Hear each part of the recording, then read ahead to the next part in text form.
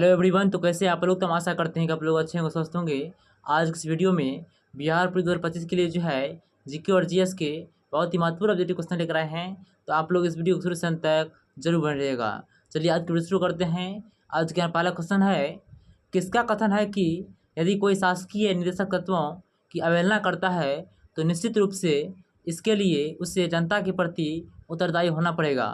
Option है Pandit Jawaharlal Nehru, Mahatma Gandhi, B.R. Ambedkar, doctor Rajendra Prasad. दोस्तों, भीमराव अम्बेडकर ने कहा था यदि कोई शासकीय निदेशक तत्वों की अवहेलना करता है तो निश्चित रूप से जो है इसके लिए उसे जनता के प्रति उत्तरदायी होना पड़ेगा। तो इसका राइट आंसर होगा option number C, doctor B.R. Ambedkar. इसका नेक्स्ट क्वेश्चन है, 1928 की नेहरू रिपोर्ट के संबंध में निम्नलिखित में से कौन सा कथन सही है? पहला ऑप्शन है इसे जवाहरलाल नेहरू ने तैयार किया था। दूसरा है रिपोर्ट ने स्वतंत्र गणराज्य को भारत द्वारा वांछित सरकार के रूप में परिभाषित किया। तीसरा ऑप्शन है रिपोर्ट ने सार्वभौमिक प्रेस का अधिकार की सिफारिश की। चौथा ऑप्शन है जब नेहरू रिपोर्ट प्रकाशित हुई तब लॉर्ड बिरकनेट जो है ब्रिटिश भारत के वायसराय थे। इसका सही आंसर होगा ऑप्शन नंबर सी, रिपोर्ट ने सार्वभौमिक वयस्क मताधिकार की सिफारिश की। इसका राइट आंसर होगा ऑप्शन नंबर सी। तो इसको नेक्स्ट क्वेश्चन है, फतेहपुर सीकरी को डैश द्वारा मुगल साम्राज्य की राजधानी के रूप में स्थापित किया गया था। ऑप्शन है बाबर, हुमायूं, जहांगीर, अकबर। फतेहपुर सीकरी शहर मुगल सम्राट अकबर द्वारा बनाया गया था। उसने इस शहर को अपनी राजधानी के रूप में बनाने की योजना बनाई थी, लेकिन पानी की कमी ने उसे इस शहर को छोड़ने के लिए मजबूर कर दिया। इसके बाद 20 वर्षों के भीतर मुगलों की राजधानी लाहौर में स्थानांतरित कर दी गई थी। इस तरह इसका राइट आंसर होगा ऑप्शन नंबर डी, अकबर। उसका अगला क्वेश्चन है, निम्नलिखित में से कौन सी फसल उत्तर भारत में रबी मौसम से संबंधित है? ऑप्शन है चावल, ज्वार, मक्का, जौ। तो रबी की फसलें वे हैं जो शीत ऋतु में बोई जाती है और वसंत ऋतु में काटी जाती है।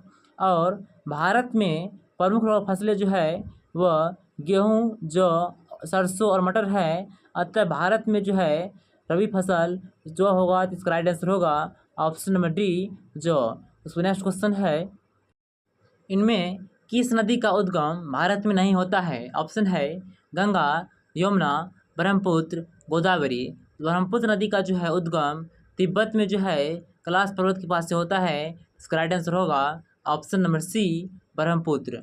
उसका अगला क्वेश्चन है, भारतीय संविधान की प्रस्तावना को किसने भारतीय संविधान की राजनीतिक कुंडली के रूप में वर्णित किया? ऑप्शन है ठाकुरदास भार्गव, कन्हैयालाल मानिकलाल मुंशी। ऑप्शन सी है N.A. पालखीवाला। ऑप्शन डी है भीमराव रामजी अम्बेडकर। कन्हैयालाल मानिकलाल मुंशी ने भारतीय संविधान की प्रस्तावना को भारतीय संविधान की राजनीतिक कुंडली बताया। इसका राइट आंसर होगा ऑप्शन नंबर बी। उसका नेक्स्ट क्वेश्चन है, सूची 1 को सूची 2 से सुमिलित कीजिए और नीचे दिए गए कोड का उपयोग करके उत्तर चुनिए। सूची 1 है और सूची 2 है। तो मगध का हो जाएगा ग्रीवर्ज, कौशल का हो जाएगा श्रावस्ती, अवंतिका, महेशमती, लिच्छविका, वैशाली। इस तरह इसका राइट आंसर होगा ऑप्शन नंबर 2। उसका अगला क्वेश्चन है, हड़प्पा सभ्यता के लोगों की जीविका का मुख्य साधन क्या था? ऑप्शन है शिकार करना और भोजन इकट्ठा करना। ऑप्शन 2 है कृषि और व्यापार। ऑप्शन 3 है खान बदोश पशुपालन। ऑप्शन डी है मछली पकड़ने। देखिए, हड़प्पा सभ्यता को आगे बढ़ाने में जो है कृषि ने महत्वपूर्ण भूमिका निभाई। हड़प्पा सभ्यता में जीविका का मुख्य साधन कृषि और व्यापार था। इसका राइट आंसर हो जाएगा ऑप्शन नंबर बी, कृषि और व्यापार। उसका अगला क्वेश्चन है, विजयनगर में शासन करने वाले सैन्य कमांडो को डैश कहा जाता था। ऑप्शन है राया, अमीर, अमरनायक। इनमें से कोई नहीं। विजयनगर राज्य की स्थापना 1337 ईस्वी में संगम वंश के हरिहर और बुक्का ने की थी। अमरनायक सैन्य कमांडर थे जिन्हें राया या विजयनगर के शासकों द्वारा शासित क्षेत्र दिए गए थे। इस तरह जो है विजयनगर में शासन करने वाले सैन्य कमांडो को जो है अमरनायक कहा जाता था। इसका राइट आंसर होगा ऑप्शन नंबर सी, अमरनायक। उसका नेक्स्ट क्वेश्चन है, गुप्त काल में किस धर्म का सबसे अधिक विकास हुआ? ऑप्शन है बौद्ध धर्म, जैन धर्म, पौराणिक धर्म, यवनों का धर्म। गुप्त राजवंश ने बौद्ध एवं जैन संस्कृतियों का समर्थन करते हुए हिंदू धर्म को बढ़ावा दिया। इसका राइट आंसर होगा ऑप्शन नंबर ए, बौद्ध धर्म। उसका नेक्स्ट क्वेश्चन है, वह जोर जहाँ गर्दन सिर से मिलती है। ऑप्शन है सेडल जोर, हिंज जोर, पिवटल जोर, बॉल एवं सॉकेट जोर।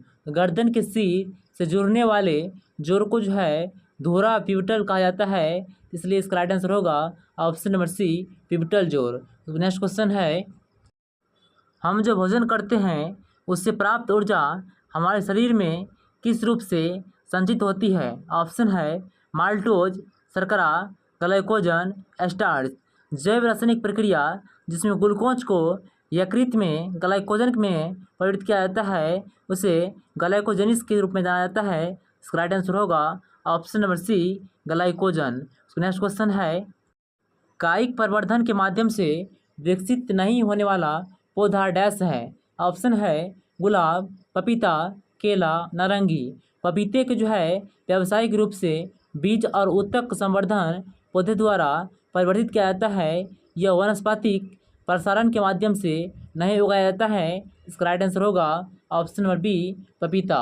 इसका अगला क्वेश्चन है, निम्नलिखित में से कौन सा ऊंच से निचले क्रम में पौधों की प्रजातियों का सही क्रम है? तो ऊंच से जो है निचले क्रम में पौधे की प्रजातियों का सही क्रम जो है वह है जगत, संघ, वर्ग, गण, कुल, वंश, जाति। इस तरह से राइट आंसर होगा ऑप्शन नंबर डी, पादप जगत, संघ, वर्ग और गण। नेक्स्ट क्वेश्चन है, बेकिंग सोडा का सूत्र है। ऑप्शन है Na2CO3, K2CO3, KSCO3, NaSCO3। Baking soda को जो है रासायनिक रूप से सोडियम बाइकार्बोनेट के रूप में जाना जाता है। इसका सूत्र NaSCO3 होता है। इसका राइट आंसर होगा ऑप्शन नंबर डी। उसका नेक्स्ट क्वेश्चन है, दूध इनमें से किसका उदाहरण है? ऑप्शन है सॉल, एरोसॉल, फोम, इमल्सन। दूध एक इमल्सन है जिसका अर्थ है कि यह दो अमिश्रणीय द्रवों का एक कोलाइड मिश्रण है। इसका राइट आंसर होगा ऑप्शन नंबर डी, इमल्सन। उसका नेक्स्ट क्वेश्चन है, निम्नलिखित में से कौन सा फ़ारेनहाइट तथा डिग्री सेल्सियस के बीच सही संबंध दर्शाता है? तो फ़ारेनहाइट और सेल्सियस के बीच जो है रूपांतरण के मानक सूत्र जो है वो फ़ारेनहाइट बराबर होता है 9/5 इंटू डिग्री सेल्सियस प्लस 32 और डिग्री सेल्सियस बराबर होता है 5/9 इंटू फ़ारेनहाइट माइनस 32। इस तरह राइट आंसर होगा ऑप्शन नंबर बी, फ़ारेनहाइट बराबर 9/5 डिग्री सेल्सियस प्लस 32। उसके नेक्स्ट क्वेश्चन है, मधुमेह जो एक बहुत ही सामान्य विकार है संबंधित है। ऑप्शन है पित्ताशय से, यकृत से, वृक्क से, अग्नाशय से। मधुमेह मुख्य रूप से अग्नाशय से जुड़ा होता है जो इंसुलिन उत्पादन में महत्वपूर्ण भूमिका निभाता है। इसका राइट आंसर हो जाएगा ऑप्शन नंबर डी, अग्नाशय से। उसके नेक्स्ट क्वेश्चन है, इनमें से रोग पैदा करने वाला सूक्ष्मजीव है। ऑप्शन है रोगाणु, बैक्टीरिया, आर्किया, प्रोटोजुआ। तो रोग पैदा करने वाले सूक्ष्मजीव को जो है रोगाणु या रोगजनक कहा जाता है। इसका राइट आंसर होगा ऑप्शन नंबर ए। उसके नेक्स्ट क्वेश्चन है, आँख का कौन सा भाग मानव नेत्र में प्रविष्ट होने वाली प्रकाश की मात्रा का विनियमन और नियंत्रण करता है? ऑप्शन है दृष्टिपटल, स्वच्छमंडल, परितारिका, पुतली। आइरिस आँख में एक पतली गोलाकार संरचना है जो पुतली के व्यास और आकार को नियंत्रित करने के लिए जिम्मेदार है। इसका राइट आंसर होगा ऑप्शन नंबर सी, परितारिका, जिसे आइरिस कहते हैं। तो आज के इस वीडियो में इतना ही। इसी के साथ फिर मिलते हैं नेक्स्ट वीडियो में।